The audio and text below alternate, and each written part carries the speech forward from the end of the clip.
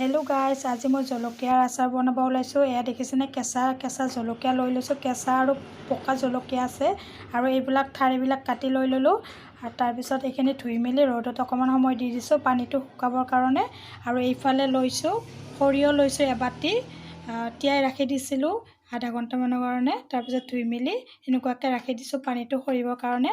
আৰু এইফালে লৈছোঁ আদা আৰু নহৰু একশ ধুনীয়াকৈ চেলাই লৈছোঁ। আদা নহৰু অকণমান থেতালি দি দিম আৰু মিহি মিহিকৈ অকণমান কাটি দি দিম। আৰু জলকীয়াও এক পোৱা লৈ লৈছোঁ, এইখিনি সৰু সৰুকৈ কাটিম। আপোনালোকক দেখাই থাকিম বাৰু, আপোনালোকে চাই থাকিব সম্পূৰ্ণকৈ ভিডিঅ'টো। এয়া দেখিছে, জলকীয়াখিনি কাটি ল'লোঁ ধুনীয়াকৈ সৰু সৰুকৈ। এইখিনি হৈ গৈছে আৰু এনেকুৱাকৈ মই সৰু সৰুকৈ আদা নহৰুখিনিও কাটি ল'ম।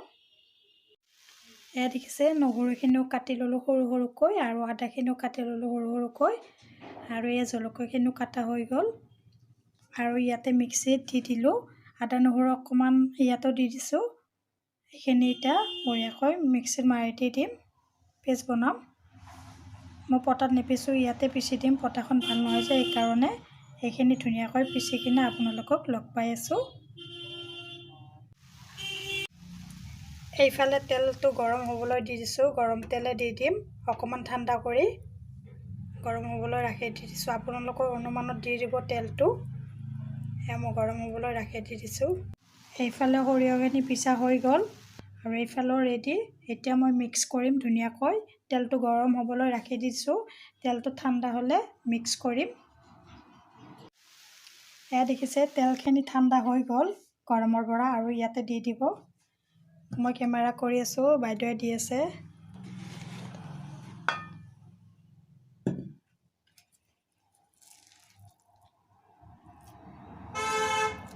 ধুনীয়াকৈ মিক্স কৰিব লাগিব এইখিনি। তেল লাগিলে আপোনালোকে গৰম কৰি আৰু দিব পাৰে পাছত, মই লাগিলে দি দিম।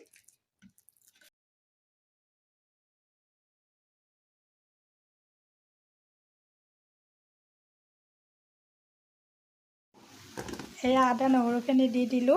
এয়া দেখিছে, ধুনীয়াকৈ মিক্স কৰিছে।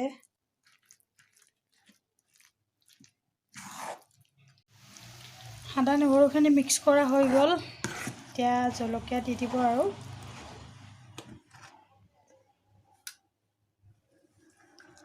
চাবি দেই, হাতত লাগি যাব। কৰচখানেৰে দিব লাগিছে।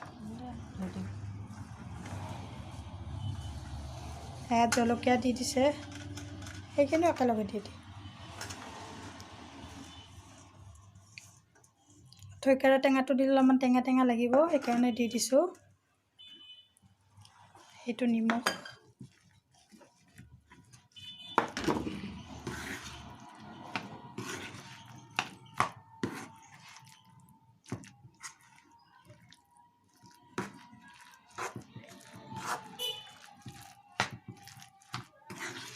খাবৰ কাৰণে ৰেডি হৈ গৈছে।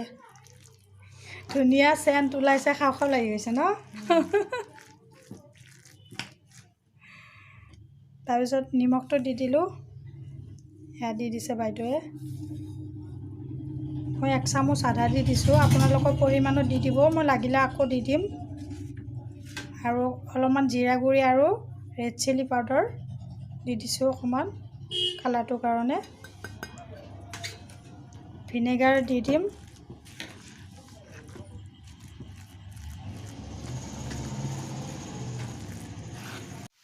সেয়া ধুনীয়াকৈ মিক্স কৰিছে।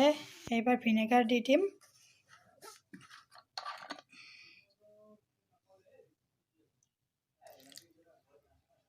দুই তিনিবাৰমান দিলেই হ'ল ন? কপাটোৰে ঢাকনিটোৰে 2-3 বাৰ দি দিছে। আপোনালোকে এনেকুৱাকৈ দি দিব। ভিনেগাৰ যিমান দিয়ে সিমানে ভাল ন?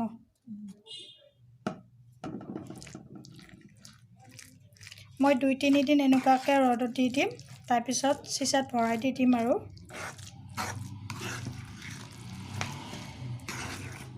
কাঁচৰ চিচাত থ'লে বেছি ভাল আৰু।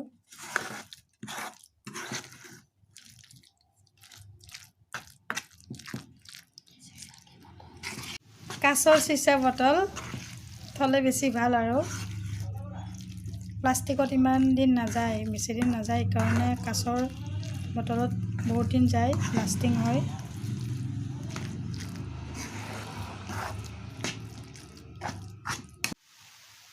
এয়া ৰেডি হৈ গ'ল, দেখিছেনে? ধুনীয়া হৈছে খাবলৈ।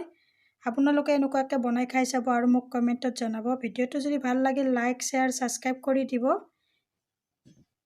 এই 3 দিনমান এনেকুৱাকৈ ৰ'দত দি দিম, তাৰপিছত বটলত ভৰাই ৰাখি দি দিম, কাঁচৰ বটলত। আৰু বাইদেউ বোলে এয়া বোলে বিকিব পেকেট কৰি কৰি। ইয়াতে ভিডিঅ'টো সমাপ্ত কৰিলোঁ। ভিডিঅ'টো চোৱাৰ বাবে বহুত বহুত ধন্যবাদ জনালোঁ।